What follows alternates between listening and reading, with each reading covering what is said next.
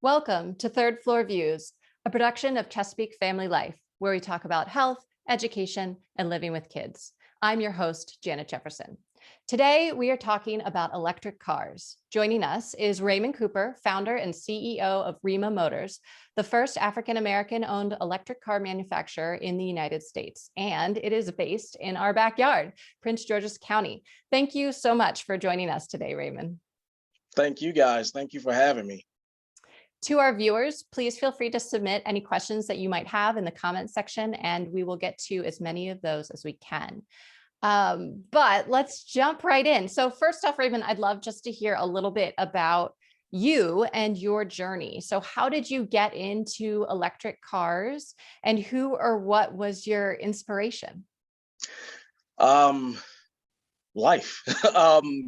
Growing up, I just happened to be a tinkerer. I was that little kid that found that one drawer in your parents' kitchen that had that generic toolkit, the one pair of one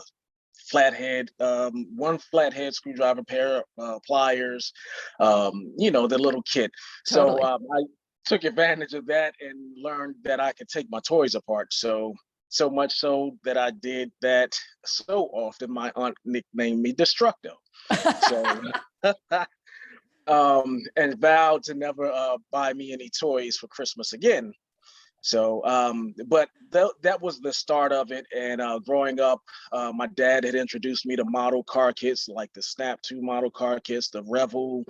And then as I got older, my mom helped me to, give me allowance and help me to buy some of the radio control cars that I would get from like Radio Shack, things of that nature. So that eventually turned into a love for electric RC cars that then, without going over a whole lot of other things that happened in between there, it's what turned into what we are today and who I am today with electric cars in the auto industry.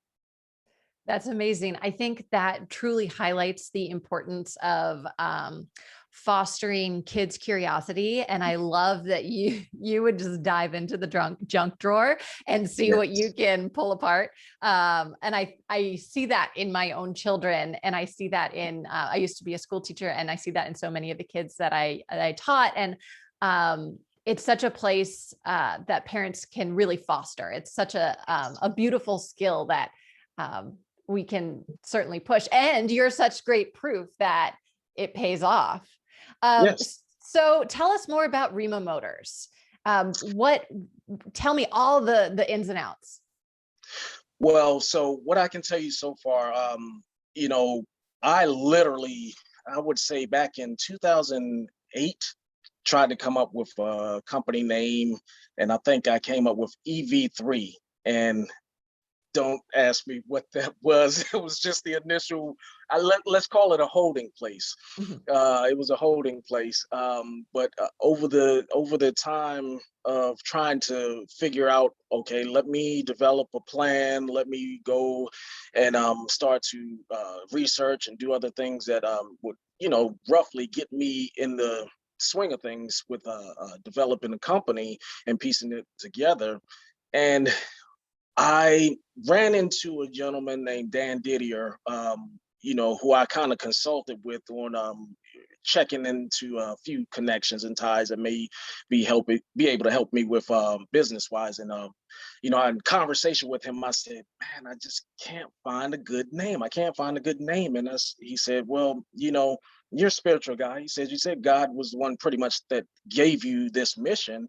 He said, so he spoke to you. He said, "That's Rima." I said, "It's what?" He said, "That's Rima." He said, "It's the word of God." He said, it's essentially, it can be translated in many ways: the word of God, message of God, utterance of God. And basically that's how Rima was born, because it was given to me as a thing to do. And, that's where the name was born from, and it stuck, and I liked it. It rolls pretty nicely, and everyone else pretty much seems to like it as well. So you feel like this is a calling, which I think there are so many things that people who are really passionate about their work. It's just like, no, this is what I'm doing. So what are your goals for Rima? What are you trying to accomplish? Man, what am I not trying to accomplish? I know. Again, that little tinkerer kid in me has a million and one ideas and things going. With respect to Rhema Motors is essentially trying to be able to develop and design affordable electric vehicles that don't look, not to any digs at Nissan, but a lot of people are like, yeah, the Nissan Leaf does look kind of odd, but hey, it saves me money. So I wanted to bring as Justin Timberlake would have said, I want to bring the sexy back to electric cars. And Tesla has done a great job of that, and some of the others, even the old Fisker Karma that came out years ago, but was went under. Electric cars can be beautiful, fun, and affordable, Mhm, and practical. mhm, mhm. And that's So the idea. yeah, I love it. And I think a lot of people can relate to that, because there are so many aspects of buying a car, and what drives that decision, pun unintended. But some people are just like, I want a beautiful car. And some people are like, you know what, I just need to get from point A to point B. And some people are really, really, conscious about their impact on their community and the planet. And so these are all these different things that are floating around in people's heads. And it's a lot to consider, but here you are, you're thinking about all these different parts. And so with that, you're a small company at this point. How do you see yourself competing with some of these big names out there, whether it be, Toyota or Tesla? What's your niche, and where do you see this as like, oh, well, the electric car company is still sort of a smaller market, and that there's a lot of space to wiggle in, especially for smaller companies? Or do you feel like it's an overwhelming gauntlet at this point? I generally don't look at any task as overwhelming, which is one of the other things that kind of pushes me forward. But as it stands today, the electric vehicle market is only 1.6% of the actual full automotive world market, to be honest. Wow. So there's tons of wiggle room. What will set us aside, not only just the looks and affordability, but that affordability comes in from utilizing new manufacturing approaches, composite materials, additive manufacturing, new manufacturing approaches that bring, kind of people back into the system as Hmm. opposed to a bunch of robots. So with that, we are able to utilize those additive manufacturing, 3D printing, and composite materials to thus build a cheaper car and pass those savings on to the consumer. So with those things in mind, those are some of the features that we'll be able to achieve and bring about an affordable electric car to the consumer and fleet market. Well, that's really exciting, because I think, we watched the ups and downs of the car companies over the years, and thinking about how you're saying, taking that we're to the point where people have started to be removed from the process. So the idea of putting them back in, and that this is a great job, and it's a job to be proud of, a job that you can earn a living from and really help out the community. I think that's so appealing to many. And then on top of that, not only helping the community provide jobs, but then the environmental aspect, and have it be a Correct. clean aspect for the entire area. I think that's really exciting. And Um, I'm sorry. One other thing I failed to mention is that when I mentioned the composite materials, that's also going to be the composites that we pretty much form. Some of the form factors we will use will be recycled materials. So we're also adding a recycled component to it, as well as adding on a second use purpose for our battery packs at the end of their life cycle, should there be 10 years down the line once the battery is bad. So we're trying to keep it as a closed loop cycle in a lot of aspects of our company. That's so exciting. I can see so many people wanting to get on board for all these different reasons. You're supporting local, you're supporting green, you're supporting your community, and it's really exciting. Thank you. So when do you see your car sales up and running? When do you think that you might see your cars out on the road? I honestly look at about 5 years from now, 3 to 5 years max. And I say that to say there are some interested parties. I'm in talks with some people now, some companies now, or a small investment group now.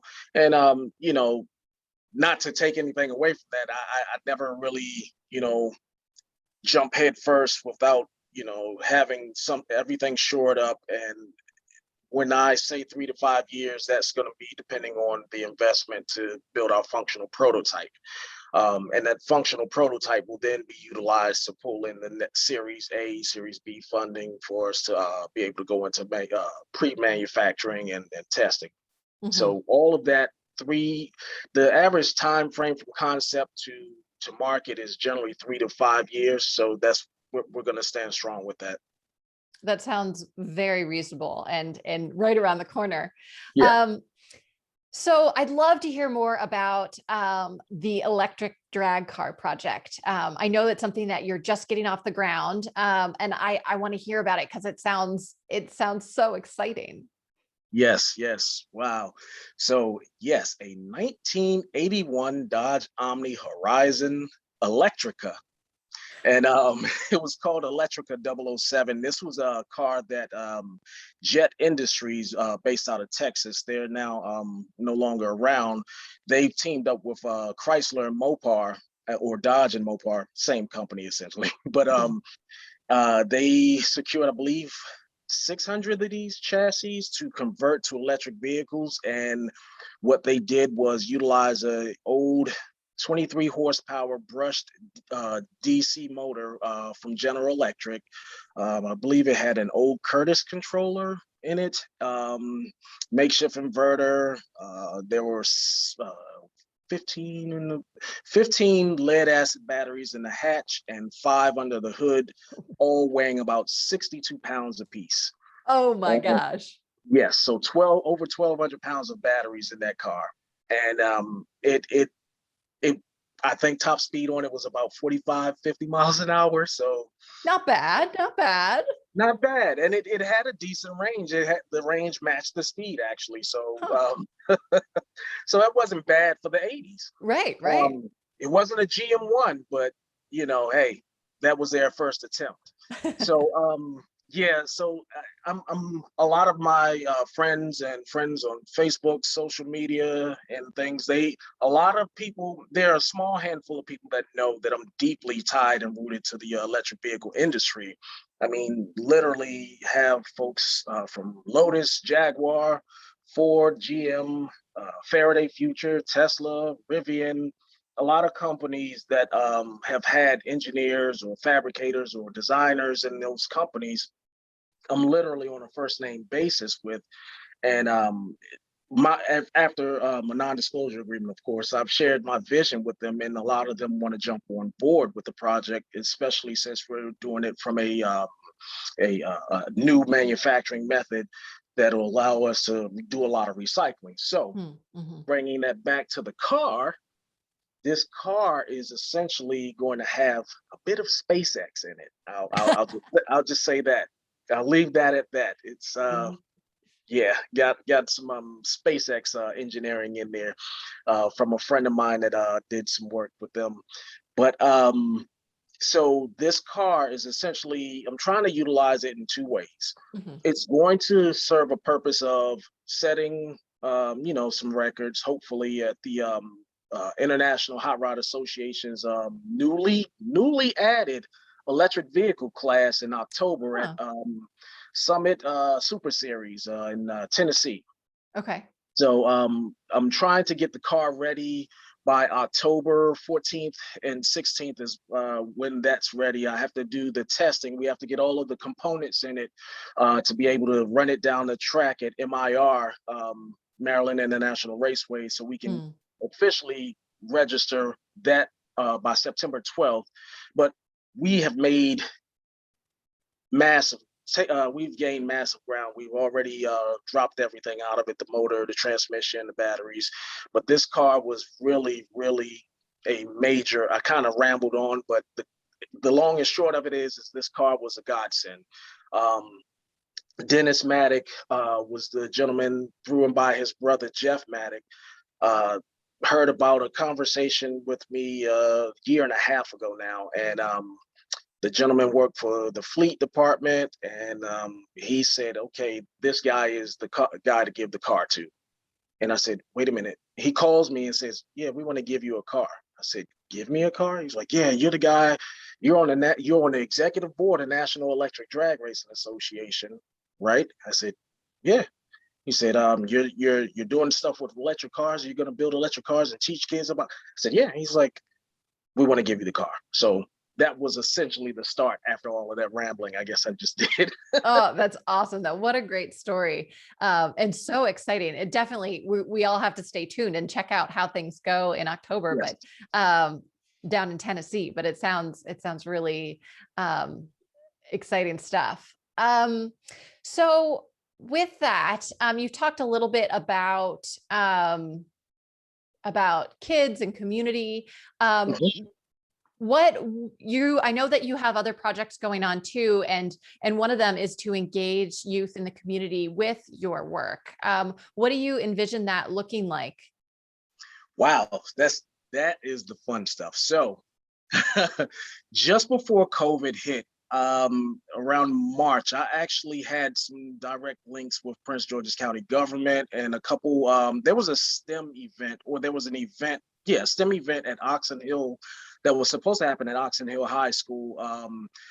All of my buddies, I was going to bring the same electric cars that I bring to the Washington, D.C. Auto Show down. I was going to bring some electric dragsters down, and we were going to utilize that as the launch of what I call Innovate DMV.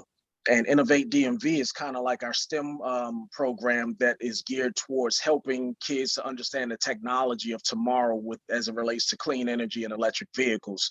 And how we engage them is primarily taking these Power Wheels Jeeps and overpowering them. So we super modify Power Wheels Jeeps. It's been done before, but it's not being done in this area. And again, I mentioned that I'm on the executive board of National Electric Drag Racing Association. Got the support of them, the rest of my board members, and a lot of the members of the group as well. And building out a STEM program that teaches the kids about electric motors, the motor controller, these simple things, engage with the children and give them a foundational understanding of electric vehicles. And we hope that can foster the deeper urge to learn more about them, and then carry that on into school and training programs. And we also want to do some training programs for young adults as well, who don't, to bring back vocational type jobs that some adults don't, young adults don't choose to go to college, but they want to take a trade, and a lot of trade jobs are disappearing. That makes so much sense for you too, because then it brings it full circle. Here you engage the kids when they're young, you get them really excited, you train them, and then by the time they're adults or young adults, and they're looking for a job, you're like, hey, come work for me. Yeah. It sounds perfect. But you know what? More than that, if with that cycle, and that's the whole idea. One of the other aspects of it is that I really, because of the way we're designing the car, it's very modular. And that being said, there's opportunity for new components or different components to be put on this vehicle. So as we bring those children up from the STEM programs through the trade classes on a vehicle to working for us, they then work for us and say, hey, we can, I thought of an idea that can work for this car.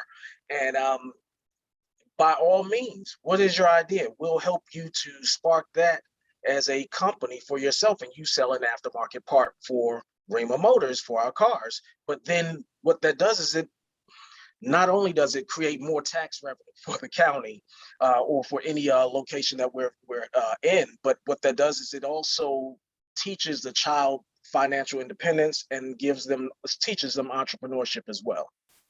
Absolutely. And I think it really inspires them too. And it shows that, look, with hard work and creativity, you can really make a difference, and you can really Absolutely. um, impact your work, which I think a lot of kids, they don't necessarily see that in school Right. because they don't see that direct application. And that's another thing about your program that sounds so incredible, is because it is so experiential, they do get to do hands-on stuff. Mhm. It's much more fun and exciting. Yeah, yeah. Definitely. So if thinking maybe back to your younger self, what advice would you give to kids today who are interested in engineering or tinkering and STEM? What advice would you give them now? I would tell them to ask their parents for STEM packets. They have a lot of things on Amazon and other websites where you can buy these little gadgets or kits that you can put together, whether it be a solar race car or a micro wind turbine, which, by the way, I also designed one as well. But Awesome.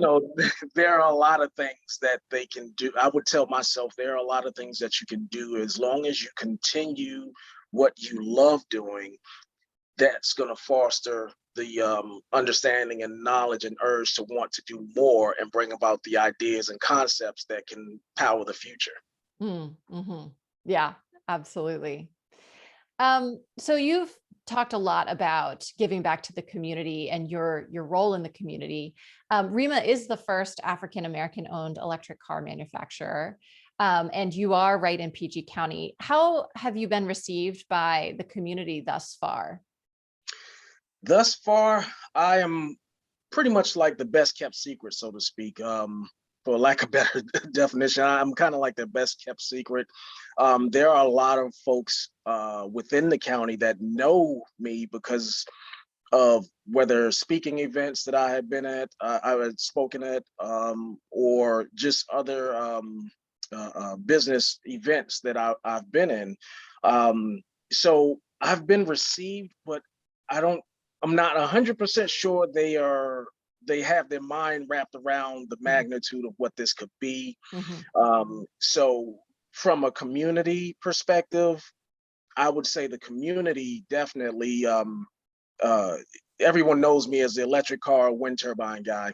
Mm-hmm. Um, but as far as the actual county itself, they're slowly but surely seeing who I am and realizing who I am. And it's just really because I try to do my best to stay in as many groups as I possibly can, to not just be a part of the group, but I just want to know and understand what they want, Mm-hmm. because Mm-hmm. any product you create isn't it about what you want, it's about what the consumer wants, what the people want. Mm-hmm. Mm-hmm. Yeah. Well, let's try to change that. Let's get this secret, no longer a secret, and broadcast you everywhere, because I think, I just see so much potential in terms of the different directions this could go. Um, what are your biggest challenges that you see in front of you right now? I see so much hope and inspiration. What are your fears, or what are your concerns as you're looking forward? So biggest challenge is with any entrepreneur is always going to be funding. And we did do a GoFundMe page for this drag project, and that's actually kind of like a low hanging fruit thing that we're trying Mm, to use to maximize it by way of getting the marketing, and it's kind of a marketing strategy we're using to kind of maximize the opportunity or the interest, and create the buzz. So the biggest issues right now are clearly funding, but equally brand recognition. So getting the brand recognition to a more broad audience is definitely a challenge that we're working on. Um, and a lot of people would like to say, oh, well, it's infrastructure. It's infrastructure. Infrastructure is the main thing that you're having issues with. And a lot of people don't realize that the grid right now can handle a sizable amount of newly added electric vehicles. So that's, and nobody's gonna, there's not gonna be everyone charging at the same time. Mm-hmm. So the grid can handle in the amount of vehicles that are coming on the grid. So just dealing with a lot of conversations where people doubt that electric vehicles are ready, or the grid is ready for electric vehicles. I would say that the funding and again the brand recognition are the key things that are our hurdles right now we're trying to overcome. Mm-hmm. Mm-hmm. What do you see the future of electric cars being? Where do you think we'll be in maybe 5 years when you see yourself up and running, or even 10 years or 20 years? And what do you think? What's your outlook on electric cars right now?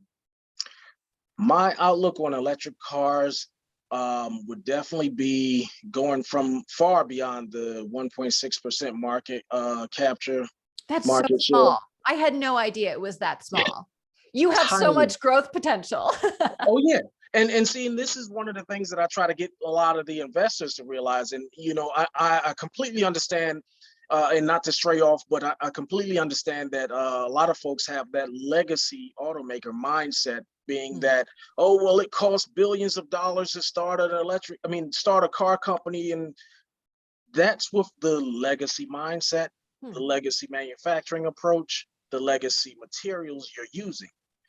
Machinery, additive manufacturing, 3D printing, composite materials, all of these things have changed the manufacturing industry and has made it a lot more efficient and cheaper to build things with equal and greater strength and rigidity. So, these are one of the ways that we're able to build our vehicles on par, if not better than most of them out there, with a cheaper cost. But where 5 years from now, I definitely see us having bare minimum 2 vehicles ready to release. And I say 2 vehicles because we're utilizing a modular skateboard platform that will allow us to fit different body styles on that particular platform, and of course swapping out the suspension, making sure that the vehicle's dynamics meet the particular vehicle class that it's in. But 5 years from now, I would love to have at least 2 vehicles ready for the road, or at least ready to be ramped up for manufacturing. And the Washington D.C. Auto Show is they're great supporters of mine, and they want to do my public unveiling. So they'll be doing the public unveiling at the DC Auto Show. 10 years from now, between that 5 to 10 year from now mark, there are definitely going to be a lot more autonomous vehicles on the market. I'm not a huge fan of autonomous capability, but at the same time, I know it is something that will be beneficial to elderly and the handicapped, and there are going to be a lot of ways that the autonomous capability is beneficial to the community. And with our vehicles, we will definitely have that capability, but there will be limitations to it. But we want to make sure that we give and provide the right service for the right time, and capability. So yeah, 5 years, 2 vehicles. 10 years, you'll definitely see some autonomous vehicles on the road. 20 years, I don't know, maybe our cars will fly by then. Maybe well, the funny thing is there are cars that are capable of doing that, but they're not practical. So probably not very cost effective either. right. Well, it sounds like you're open to a lot of different things out there, which I think makes you, a nimble, at least a nimble executive in terms of where you can go. And I also see that one of your main jobs, at least right now, is a lot about educating the public, whether that be your average citizen, but also perhaps the county or even state government or beyond, about what electric cars are and what how they're built and what that potentially means for the community in all the different facets, whether that be a job creation or safety or the environmental impact. There's so much that I think you're right. People are stuck in this old mindset of, of what a car is and how a car is made, that there's a lot that we have to learn. So I'm sure you're going to spend a lot of time explaining how things work and how things go. But it also sounds like, your connection to the community and youth training programs provide a lot of those outlets. So Yes. it's something to definitely look forward to. Well, I just wanted to say thank you so much. So thank you to Raymond Cooper of Rima Motors, and thank you to Thank you. also all of our viewers and listeners today. Make sure that you do visit ChesapeakeFamily.com for up-to-date local information on home, health, and living for today's Maryland parent. This episode will be archived on ChesapeakeFamily.com in video and podcast format. Thank you so much again. I'm Janet Jefferson with Chesapeake Family Life and Third Floor Views.